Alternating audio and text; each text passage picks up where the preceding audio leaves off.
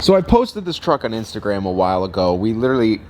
I got this on a trade, and we got straight to work. We put a leveling kit on it. We had two, well actually these wheels were actually off of my buddy's 1500 HD when he had it, and they were just sitting in his garage. So we got the better wheels. We took the steel wheels off of it. Also check these things out. 26 by 16s. They're going on my buddy's truck.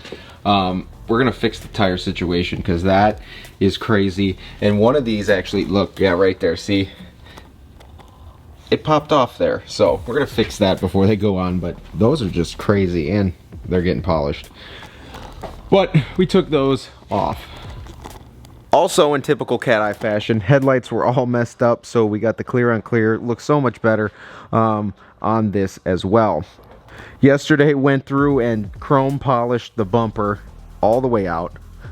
Ashley used this, not that, not polishing cleaner. It's around here somewhere, but it's a chemical guy's thing. It was kind of like this, but it was silk something, and that's what shined up all the plastics on the bumper. This chrome cleaner polished it out. I've had this forever, and obviously you don't use it much because I don't run into chrome, but when I do, this is what I use, and it seems to work okay, so whatever. Now the real reason I'm making this video is, as you can see, this thing is torn apart. Headliner's actually out. Headliner was sagging. That's besides the point. But cab lights. This truck didn't come with cab lights, so we're putting it on. And I got an Instagram comment that said, if you put cab lights on it, make a video. So I'm gonna show you guys how to do this. I'm also gonna make it 10 times easier for you. A lot of people are worried about Chevys because of square holes and all of that. I'm taking what I did to my Ram with the OEM kit. It comes with these right here. The OEM kit for Ram, I'll put a link in the description. I bought this on Amazon. But for Rams, they literally come with little plugs like this. I forget what they're like nylon screw nuts or something, but they're these. I'll put the link in the description. This size right here will fit this screw right here, and pretty much you drill this size hole. As you can see, just matches up with the bit size. That's it, nothing crazy. And this will go in there and hold your cab lights, well, those cab lights down with that hardware. 10 times simpler than, I don't even know, these. They sent these with the kit. Forget that. Absolutely not. Yeah, no.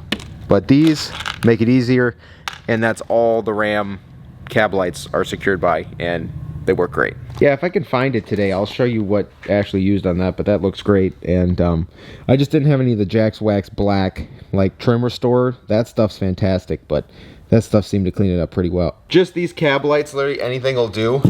Just Chevy replica, whatever. But yesterday I went out here, as you can see, there's a little X. You could see where the cab light was pressed down, like the rubber ring on there. But we had all these set up, X. They're all marked.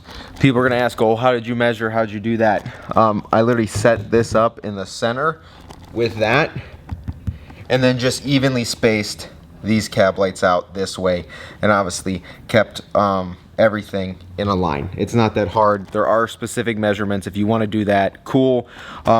This right here is planted right here for me, so it's right along this edge of where all these spot welds are.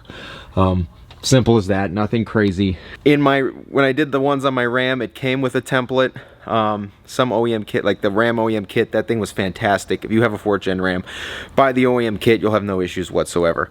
Probably 5th gen now too, don't hold me to that, but 4th gen Rams, OEM kit is amazing. That's why I'm kind of installing these Chevy ones like that, because it was just so simple. So yeah, literally measure them out any way you want, center them up, like the simplest way to explain. If you want to do the tape and do everything, I don't have specific measurements. I literally centered it up and did that. If you're really anal about it and do everything to the T and measure it all out, you can. Literally just centered it up with the mirror, and then equally spaced them out and kept them in a line. So all we got to do now is drill those holes, put those plugs in there, and then screw all that down. Not that hard.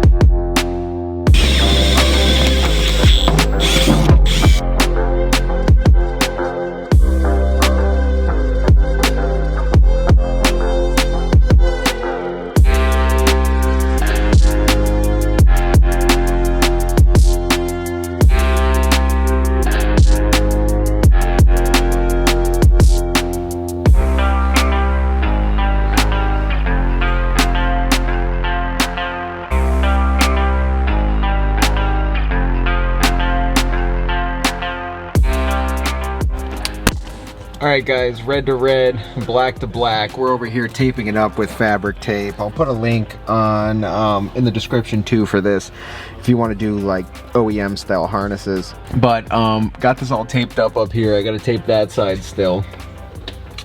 And then the wire holes, after they're done hanging, we'll put a daub of silicone in there. You could put it up top, but if I do it this way, I can push it up and through and it'll kind of settle around it. So I'm gonna do it that way. But yeah guys, red to red, black to black, simple as that. In this truck here, this Silverado, there's 2 wires in this harness here that work with the headlights. Your Silverado might be different, your truck will be different. Find a wire with correct gauge, not like tinsel, you know, some kind of girth to it, because they are just LEDs or whatever you get to power those lights. Simple as that. Every truck's different. Every truck has different options.